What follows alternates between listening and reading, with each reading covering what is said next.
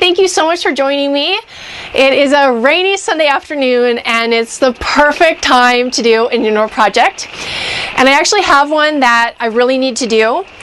When I moved into my RV, I took off all the curtains that were installed with the RV because they were really heavy. They had been chewed by mice, you know, they were just really dilapidated. And I made curtains for the two big windows up here, but the kitchen window and my office window, they don't have curtains. I don't really mind that one so much not having a curtain. However, the kitchen one, at night when I'm doing dishes or making food, you know, I've got this light on and this light on, and I can't see outside because it's all black, but I'm sure people can easily see inside. So I really want to get a curtain to cover this up. So I'm going to show you how to do a really easy curtain with just a square piece of fabric. So I got this piece of fabric. I got kind of like a Tahitian or a Hawaiian style because I wanted it to match my ocean-inspired blue wall. So this is what it's going to look like. We'll go back behind here. Anyway, when you can pick out any fabric, of course. You can even pick out like a sheer one that you could see through. I wanted to get this one because it's a very light color as well, like the background's white, so it'll still let light in, which I definitely want as much light as possible. So anyway, you just get a square piece of fabric. Before you go to the fabric store, you're going to want to measure your window width and then also the height. You definitely want to get wider fabric than the window. So I've got probably like 5 inches extra on width. And you're also going to want to do the same thing for the height. One, because you're going to want to fold over the top part to sew it. And you're going to want to put a hem on the bottom so it's nice. So you'll need to fold up a little bit for that. So you might want to get like 5 inches extra on the sides and then like 6 inches extra on the height. And there's a couple ways, you know, when you see curtains, like for example the curtains in the front of my RV that hide the front windows, they have like these little divots or ripples or whatever, and it kind of gives the curtain a more wavy look on the bottom. However, what I'm going to do here is I'm going to do it as flat as possible because it's going behind this tiny area, and number two, because I don't want a food getting on it. I really want it to be as flush as possible to the wall. So I'm just going to do a really easy flat curtain. Another reason why you want to have it extra wide is because the curtain rod is going to come out a little bit and then around and then out. So if you want it to be, or back in, so if you want it to be covered on the sides, you're going to need that extra width to cover up the sides. So anyway, I'm super excited to finally have a curtain and then add even just like a splash of color, you know, and Hawaiian flavor to my RV. So let's get started. So before you even get your sewing machine out, or needle and thread if you're going to go that way, which is totally acceptable, you're going to want to pin up your edges. And what you're going to want to do on the bottom is just fold it over, and you're going to want to try to get it as even as possible. And you can either iron it so it kind of stays, or you can use like these little pins. And you'll just want to, so I'm going to start in the middle, and I'm just going to fold it up just about 1 centimeter, and then I'll pin that. So now it'll stay. You can actually pin it and iron it, then you got like a really nice creased piece at the bottom. But I think I'm just going to, for now, or for this project, I'm just going to fold it.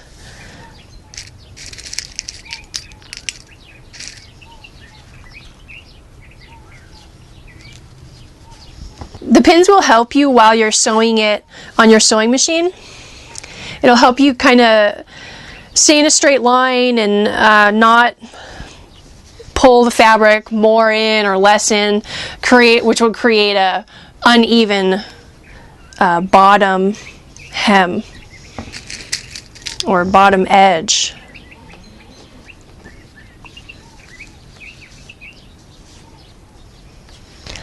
Once you finish pinning the bottom hem up, you're going to want to do the same thing with the edges, because it's quite likely that when your fabric was cut, it left it with a cut edge or the original manufactured edge, you know, which isn't very pretty. It's either got like no ink on it, or it could be cut, you know, and fraying. So you're going to want to do the same exact process for the edges, and that'll give it a much nicer look in the end.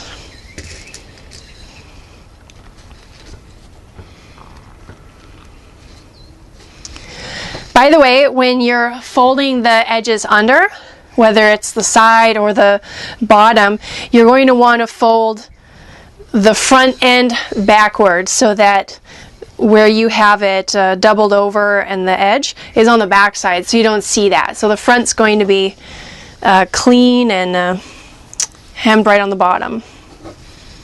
So once you're done pinning your 3 edges, then you can get out your needle and thread, or in my case, sewing machine.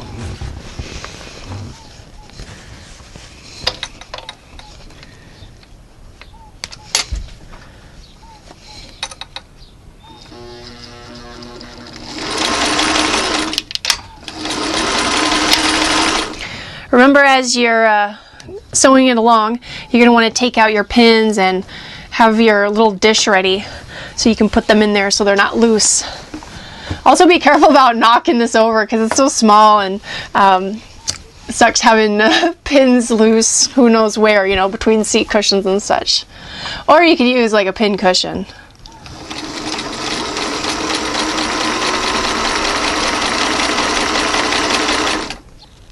So I've got my 3 edges. I've got my 3 edges hemmed and looking nice. See, you can see them. Now I just need to do the top, and you can be uber vigilant and roll the top and then roll the open space that the bar is going to go through, or you could just roll it once to create the bar that's going to go through, which is what I'm going to do. Before you do this, you're going to want to measure that it's going to be the perfect length. You don't want to, you know, fold it over too much and then you've made your curtain too short, or not fold it over enough, then it's like extra long or whatever. Neither of which are big problems to fix, but as long as you're doing it, you may as well just do it right. So I'm going to pin this together and measure it. So I'm going to move my sewing machine really quick and go back to the flat table.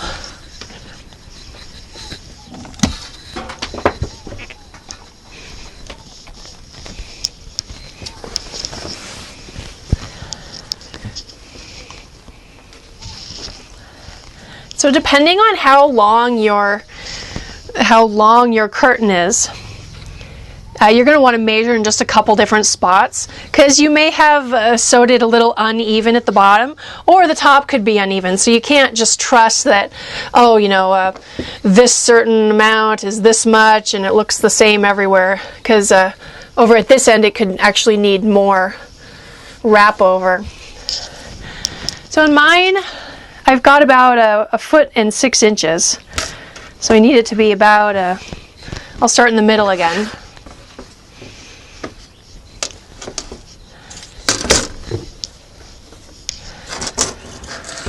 So foot and 6 inches, so that's about right there.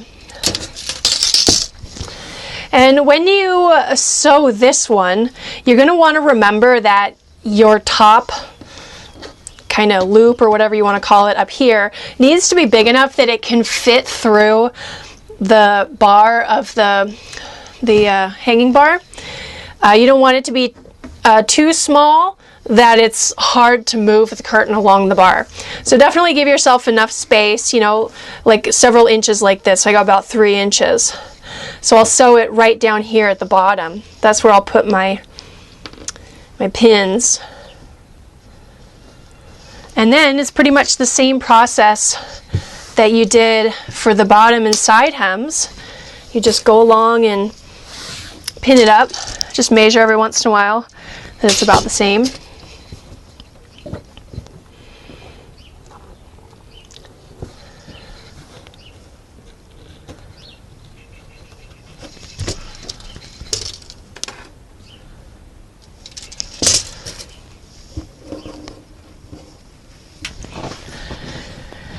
Alright, so now that I got the top part pinned with plenty of room for the hanging rod to go through, I'm ready to repeat pretty much the same process and just sew straight down the line.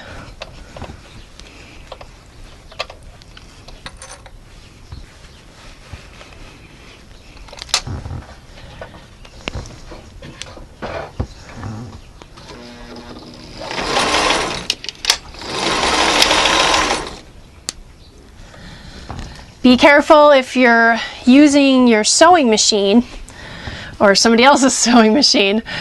Don't let the needle of the sewing machine hit one of the pins, otherwise it'll break the needle.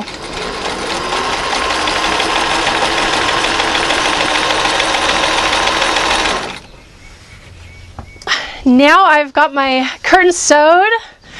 It's looking beautiful and I'm so excited. I just have to put up the bar now. So I got this little bar, like a small hardware store. It was 90 cents or something like that. It was less than $1. So all I need is a really simple basic one because this curtain weighs almost nothing and it's so small. So it came with its own hardware like most curtain rods would. So I just have to install these guys. And one thing I found when I was installing the curtains over here is that to put this on, it's got like this little notch so if this is the wall, the curtain rod actually has to tilt so much to be able to put on. So don't put it so high to your cabinets that you can't tilt this enough. So I found that when I was installing the other ones below these cabinets. So make sure you got enough room down below to be able to actually get your bar on its proper hardware.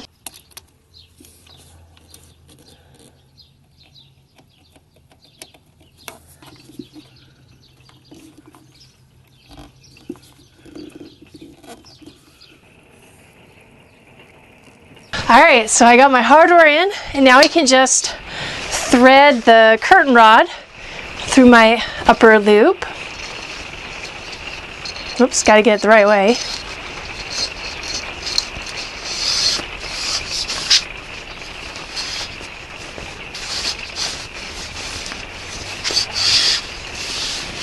Okay, so here it goes. Put that one up top. This one up top.